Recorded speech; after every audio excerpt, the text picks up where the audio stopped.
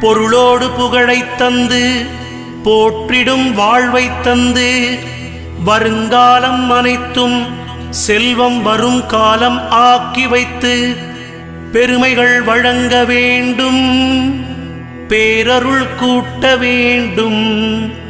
அருள்மிகு குருவே, உன்னை அடிபணிந்து வணங்குகின்றேன். வருடம் ஓர் ராசி வீதம் வட்டமாய் சுழன்று வந்தே தருகிற பலனை நாங்கள் தங்கமாய் ஏற்றுக்கொள்வோம். வருகிற நாட்களெல்லாம் வசந்தமாய் மாறுதற்கே அருள் தரும் உனது பார்வை அனுதினம் எமக்கு வேண்டும். குருவே, நீ பார்த்தால் போதும் கோடியாய் நன்மை சேரும்.